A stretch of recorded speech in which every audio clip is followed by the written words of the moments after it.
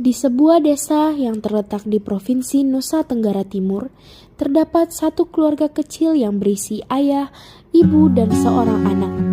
Anak tersebut bernama Cherry yang sangat terbatas kemampuannya untuk mengejar ilmu, karena ayah dan ibu hanya memiliki gaji seadanya. Mereka hidup di rumah yang kumuh, baju ala kadarnya, dan makan apa adanya. Bu, boleh nggak aku minta uang 10.000? Untuk apa? Untuk beli buku ya, Pak. Kamu tahu kan, Cherry, kalau kebutuhan kita tuh banyak loh. Ini kamu minta duit. Tapi kan Bu, kalau tidak dibayar segera, nanti aku nggak bisa ikut ujian, Bu. Kamu tahu kan, kalau keadaan kita sekarang tuh susah. Makan aja tuh pakai garam. Bapak kamu tuh gajinya sedikit, beli buku kamu tuh udah gak sanggup lagi loh. Udah kelebihan. Kita kekurangan loh. Ya sudah nak, nanti ayah kasih ya duitnya. Emang uang kamu dari mana? Bulan ini ayah sudah gajian kok. Dari tadi cari-cari terus saja kamu peduliin. Padahal token masih sedikit, nggak pernah kamu bayar pun. Gaji kamu pun sedikit, kamu sanggup beliin buku Cherry. Cherry pun dari tadi minta-minta terus. Mama nyesel lahirin kamu. Di sekolah, Cherry terus merenungi nasibnya yang sangat kekurangan. Ia berjalan sendiri dengan pikiran yang kacau. Tiba-tiba datanglah dua orang siswi menghampiri. Saya miskin, culun, kotor, hidup lagi. Mana duitmu? Sini duitmu. Aku cuma ada segini. 10.000? Beli permen aja nggak cukup loh. Ya mau bagaimana lagi? Ayahku cuma bisa dapat segitu aja. 10.000 itu nggak bisa beli apa-apa. Jadi aku harus kasih apa lagi sama kalian? Minimal tuh bawa 100.000, jangan 10.000. Tapi aku nggak punya duit segitu.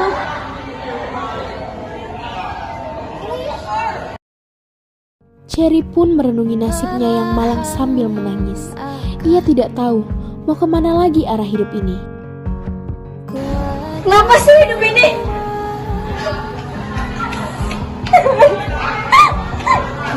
Uangnya gak ada.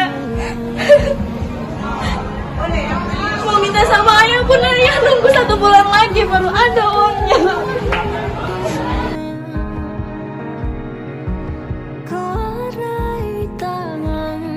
Dari jarak jauh, ibu guru melihat Cherry yang terduduk sambil menangis. Ia khawatir dan langsung menghampiri.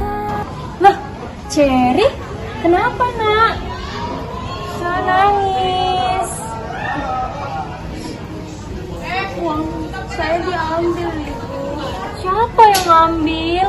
Loh, kok gitu sih? Najwa sama Beatrice. Padahal itu uangnya udah tinggal untuk beli buku saya, Bu. Aduh, anak zaman sekarang memang. Kita lapor ke BK ya. Gak usah, Bu. Gak apa-apa kok. Ya udah nak. Ini ibu ada sedikit rezeki untuk kamu. Simpan baik-baik ya. Tidak usah, Ibu. Gak apa-apa nak, simpan. Nanti bu dibeli untuk buku ya. Makasih banyak ya, Ibu. Jangan nangis ya nak. Di sisi lain, ibu Cherry bekerja keras mencari uang. Ibu bekerja keras dari rumah ke rumah sehingga ia memiliki banyak gaji. Suami pun selama sebulan gak cukup untuk memenuhi kebutuhan. Gajiku pun sudah mau habis. Apa aku pinjam punyanya saja ya?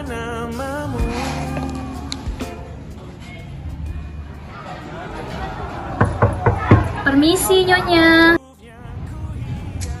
Siapa sih? Ganggu aja.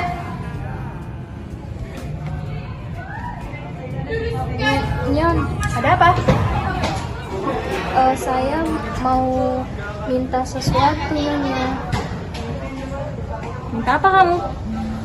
Jadi gini, kebutuhan di rumah saya banyak, dan juga gaji bulanan saya sudah mau habis. Jadi saya mau minjem duit, Nyonya. Minta duit lagi? Kerja dong, enak banget minta duit sama saya. Maksud saya Diam kamu, cucian banyak, sana nyuci. Suasana di dapur setelah ayah dan ibu pulang kerja sangat tegang. Keduanya bingung dengan kebutuhan rumah yang semakin meningkat. kamu kapan sih? Kalau kerja serabutan itu, gaji kamu tuh lebih. Kamu tahu kan, kebutuhan kita tuh banyak.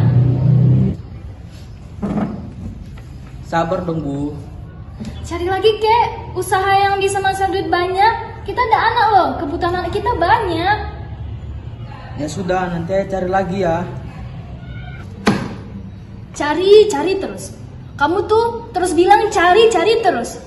Hidup kita tuh sengsara tahu, miskin terus. Makan tuh cuman seadanya. Kita tuh tersiksa tahu. Kamu tuh nggak bertanggung jawab banget jadi suami. Aku tuh nyesel ketemu sama kamu, nikah sama kamu lagi. Anda yang jago gak ketemu sama kamu. Pasti hidup aku nggak akan semenderita ini.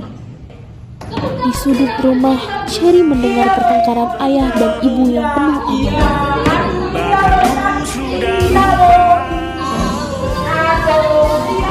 Melihat pertengkaran itu, hati Cherry langsung perih. Ia tidak menyangka kehidupan keluarganya sudah sehancur ini. Ya ampun, kenapa jadi begini? Ayah ibu berantem gara-gara aku. Kemarin ibu juga bilang kalau ia nyesel nih ngelahirin aku.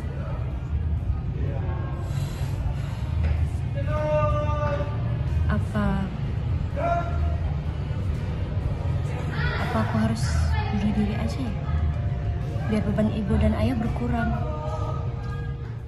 Cherry terus-menerus memikirkan keluarganya yang banyak masalah. Ia merasa hidupnya tak berguna lagi, baik di keluarganya, di dunia maupun di hidup orang tuanya. Ia merasa putus asa, tidak tahu tujuan hidupnya.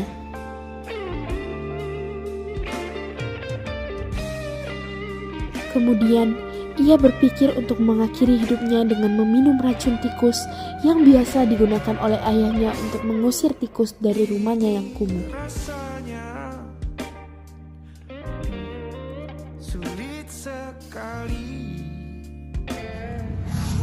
Tapi kalau nggak ada aku, siapa yang mengurus ayah dan ibu? Pikirannya dilema, hidup atau mati. Tapi ia teringat akan ucapan ibu yang menyayat hati. Lagi pula gara-gara aku juga mereka berantem. Jadi lebih baik aku memang mati saja.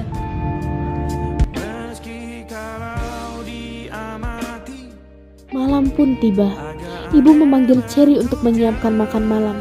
Namun ibu tidak menyadari kalau Cherry.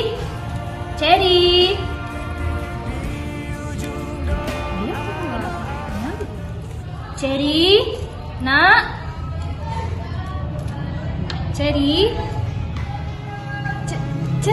Cherry, nak. Ayah, sini ya. Ayah. Cherry. Loh, Cherry kenapa Bu? Ini Cherry dia minum racun tikus. Cherry, maafin Mama Cherry. Mama nggak bermaksud buat Cherry kepikiran kata-kata Mama. Pasti Cherry kepikiran ya kata-kata Mama. Maafin Mama Cherry. Maafin Mama. Ayo nak, hidup nak. Mama nggak bisa tanpa kamu. Gara-gara aku juga mereka berantem. Jadi lebih baik aku memang mati saja. Kita terus. Mama nyesel lagi. Satu-satunya buat Mama hidup di sini.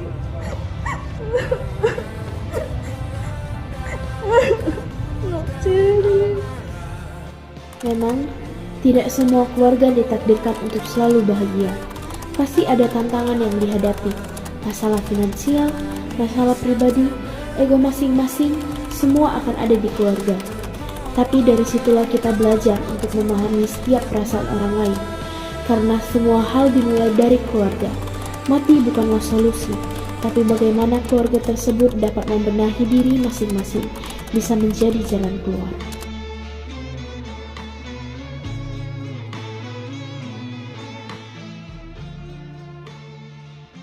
Ide drama ini dikembangkan dari peristiwa bunuh diri anak SD di NTT karena tidak bisa membeli buku dengan harga 10.000.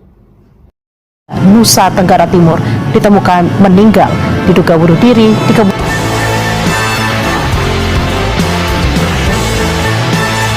juga meninggalkan sepucuk surat